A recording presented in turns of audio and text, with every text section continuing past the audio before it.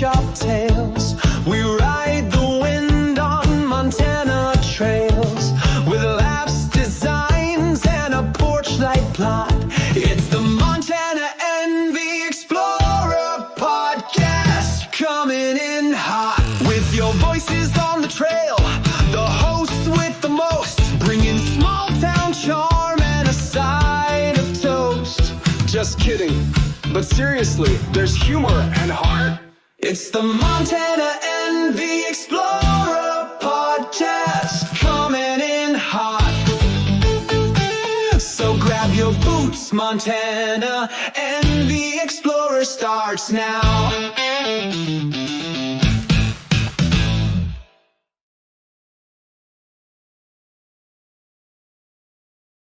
Ever catch yourself wondering, what it was really like to live on the frontier? Uh-huh. We're the voices of the trail from the Montana Envy Explorer podcast, produced by Montana Envy LLC, and welcome to this deep dive. Glad to be here. Today we're unpacking Episode 2, Black Powder and Big Skies. The Mountain Man Rendezvous is back in Joliet. That's right, and it's coming up pretty soon, actually, June 27th to 29th, 2025. Right, just outside Joliet, Montana. Yeah, at a place called Tepee Rock Arena Field. It's your chance to basically step back into the 1830s. This is the second annual Mountain Man Rendezvous. Second annual, okay. And you mentioned it's more than just like a typical fair. Oh, definitely. It's really designed to be a taste of frontier life. Much more immersive. Exactly. So we're talking authentic camps, traditional skills on display, and yeah, whole lot of black powder. That's the core of it. Okay, so picture this. Yeah. You're there at Tepee Rock Arena Field. Mm-hmm. What's the scene like? What can you expect to see and experience? Uh-huh. Well, what's really fascinating is just the commitment to recreating that era. You'll see these period-style teepees. The real deal. The real deal, yeah, dotting the landscape. But interestingly, right alongside what they're calling tin teepees. Tin teepees, what are those? That's kind of their term for modern campers. So for folks who maybe want the comfort of their RV, but there are no hookups. Ah, okay. So still keeping that self-sufficient vibe. Exactly. Still a bit rustic. And then you have the trading vendors, but forget your, typical souvenir stalls. Right. These are artisans. They're offering handmade goods, things that really would have been common back in the 1830s and 40s. Wow. So if you're looking for something truly unique, maybe a handcrafted item, this sounds like the place. Yeah, absolutely. And it's not just about looking at stuff, is it? People are really embodying the era. Oh, completely. You'll see participants fully decked out in, authentic frontier attire. Like what? I think fur trappers, mountain men, traders, Yeah. the whole nine yards. It's a real visual immersion. But beyond just the clothing, there are actual skills being put to the test. They have competitions like knife and tomahawk throwing. Okay. Serious stuff. Yeah, you can just imagine the kind of precision, the strength those skills demanded back then. It's pretty cool to watch. You can almost feel the heft of that tomahawk, can't you? Right. But I think the real draw for some folks is probably the muzzleloader shooting tournaments. Definitely a highlight. Now, these aren't your modern rifles. Yeah. What makes these competitions so different? Well, that's a key distinction, yeah. Muzzleloaders, they use black powder. And the whole process of loading, it's involved. How so? You have to measure the powder carefully, seat the projectile just right. It all requires this deliberate, practiced hand. It's not quick. So accuracy is a real challenge. A huge challenge. And it's really a testament to the marksman's skill, their understanding of that specific weapon. It's a far cry from just loading a cartridge into a modern rifle. Yeah, I bet. It gives you a real sense of the technology of the time and, frankly, the level of expertise required just to hunt or defend yourself. It's that hands-on connection to history that sounds so compelling. Really feeling it. Exactly. Now, I heard the event moved locations this year from the town park. It did, yeah. They've moved it to Tepee Rock Arena Field. It's about 2 miles outside of Joliet on the Joliet-Fromberg Road. And why the change? It seems it's all about creating a more, authentic atmosphere. It offers a larger space, which probably better suits the encampment style, and, importantly, the shooting ranges. Needs more room. Makes sense. So for anyone planning to attend, what about setup? getting there? Good question. Setup can happen on Thursday, June 26th, but there are specific times, either before 9 a.m. or after 6 p.m. Okay, before 9 or after 6 on Thursday. Right. And then teardown needs to be done by Sunday evening. The whole event runs Friday and Saturday, June 27th and 28th, maybe spilling into the 29th. Got it. Yeah. So mark those times on your calendar. And when you're out there, what are some of the practicalities, things folks need to be aware of, maybe stuff they might not expect at a regular outdoor event? Right. This is where that whole stepping back in time thing really comes into play. Big one. There is no water provided on site. None at all. None. So bringing your own water is absolutely essential, crucial. Okay, what else? Similarly, alcohol is not permitted at the event. Right. And smoking is restricted. You can only smoke within your own personal dwelling or campsite. Respectful of the space. Yeah. And the restroom facilities will be porta potties. Yep. It's just a reminder, this isn't exactly a glamping experience. It's meant to be a bit more rustic. Keeping it real. What about quiet hours? Yep, they have those too. Quiet hours are from 11 p.m. to 7 a.m. Understood. So pack accordingly, especially water, and respect those quiet hours for your fellow frontiersmen and women. Exactly. What about parking? How will that work, especially with wanting to keep that historical feel in the main camp? Parking's going to be in designated areas only. And to preserve that period atmosphere, like you said, personal vehicles won't be allowed inside the main historical encampment zone itself. Makes sense. Keep the cars out of the 1830s. Pretty much. Oh, and campfires. Those will be subject to any local burning restrictions that might be in place at the time. Always smart to check that. Yeah, definitely check closer to the event date. Conditions can change fast in Montana summer. Good call on the fire restrictions. Now let's circle back to the competitions. You mentioned the muzzleloader tournament. That isn't in the main encampment area, right? That's correct. The muzzleloader shooting tournament and also the knife and tomahawk throwing contests, they'll be held about 2 miles down that same Joliet-Fromberg road. Ah, okay. Same place they used last year. Yep, same location as last year, so Yep. people familiar with it will know where to go. And is there a fee for that? There is a small fee, yeah, specifically to participate in the shooting tournament for those who want to, test their skills with the muzzleloader. Okay. So if you've got a hankering to fire a black powder rifle or hurl a tomahawk, Oh, yeah. be prepared for a short trip down the road and possibly that small entry fee for the shooting. Right.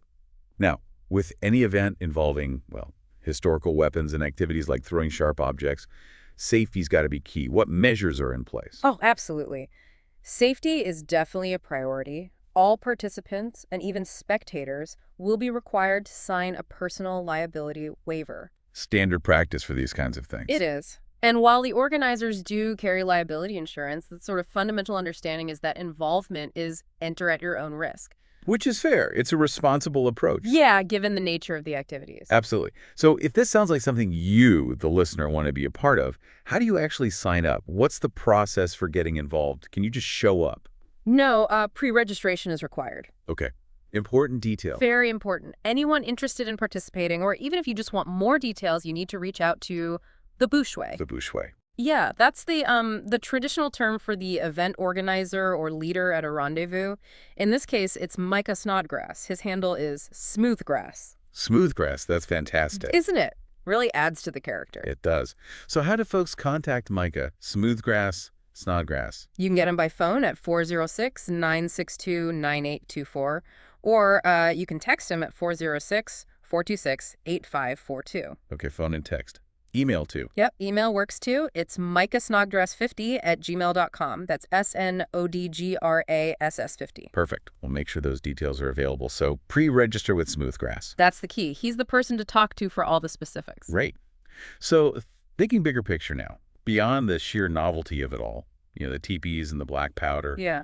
what's the deeper appeal here? What can folks gain from immersing themselves in this 1830s world, even for just a few days? Well, if we think about what life was actually like back then on the frontier, it demanded incredible resilience, didn't it? Absolutely. And resourcefulness, creativity, and a really strong sense of community. People had to rely on each other. For sure. And events like this, they offer us a tangible way to connect with those qualities.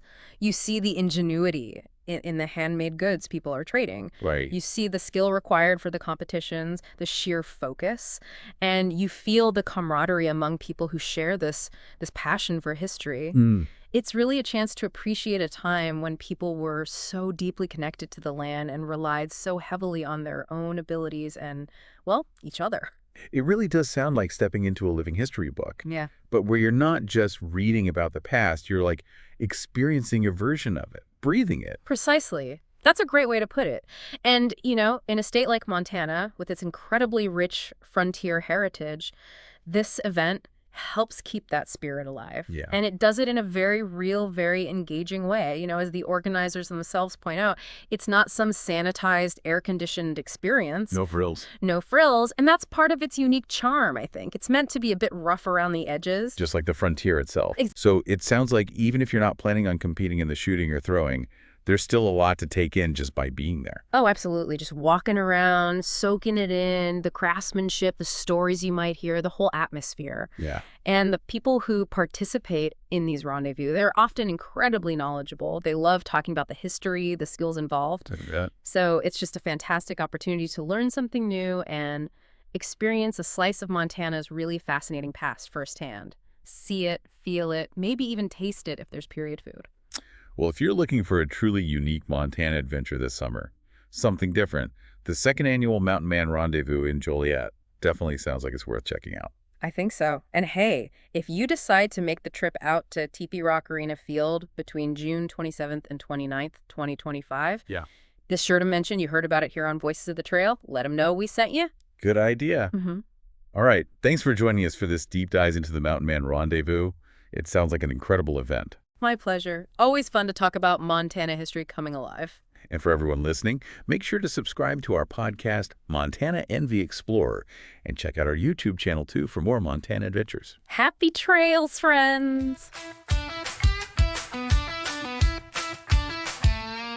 Out where the skies stretch wide and free, there's a shop with soul and a story to be. From steel signs swinging to heartfelt finds, we craft the kind of gifts that leave nothing behind. It's more than a show, it's a trailhead spark with Montana roots and a neon heart.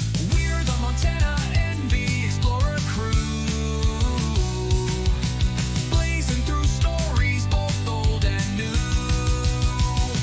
Laughs, mishaps, apps, and a gift or two we made with love.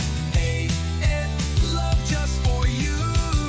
So turn it up and come along. It's handmade charm with a rockin' song.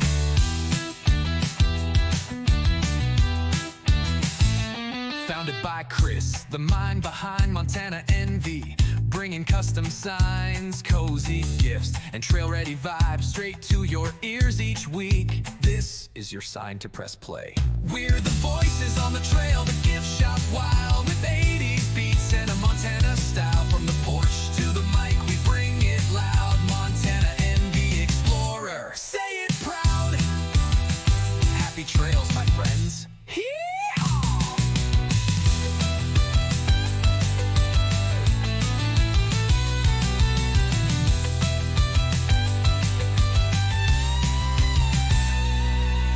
Voices on the trail, the gift shop wild with 80s beats and the Montana style. From the porch to the mic, we bring it loud. Montana Envy Explorer, say it proud. Happy trails, my friends.